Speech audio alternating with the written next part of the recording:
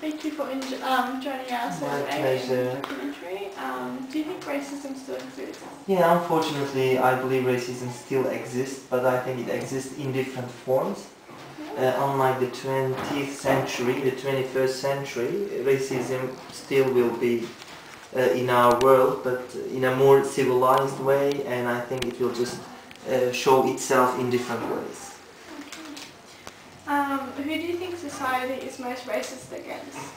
Well, to talk about Australian society, although I have a 3-year history, a very short time in Australia, and I can't call it racism, but I think there is an attitude towards Muslim. For example, people just approach to Muslims very, very suspiciously after the 9/11 attacks, and I believe there is an unfair generalizations towards Muslims. And for example, when you enter a new community or society who is not very familiar with Muslims, you need to explain about Muslims not being terrorists, or you need to just recommend them or warn them about not generalizing that issue. So feeling the need to do this is an evidence for this racism, I suppose.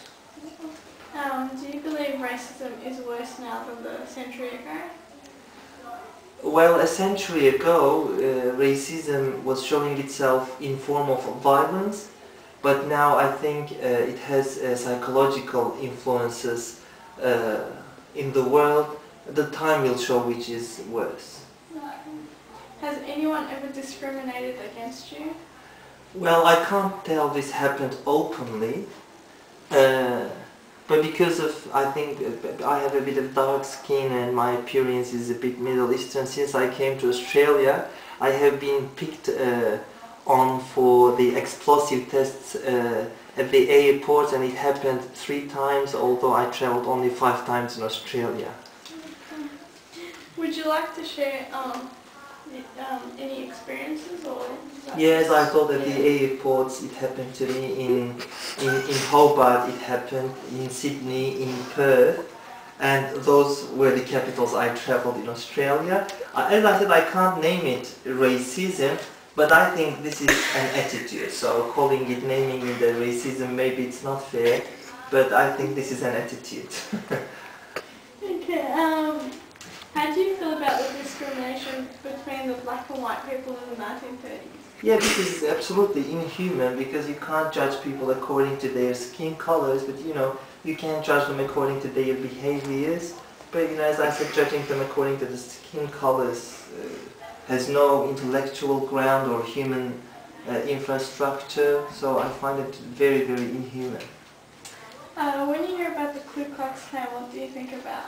Yeah, I can't say I have a lot of information about it, but as far as I know, it was just those people were hunting Aboriginal people, black people, which is again very inhuman. As I said, skin color shouldn't be a factor to determine people's superiority upon one another.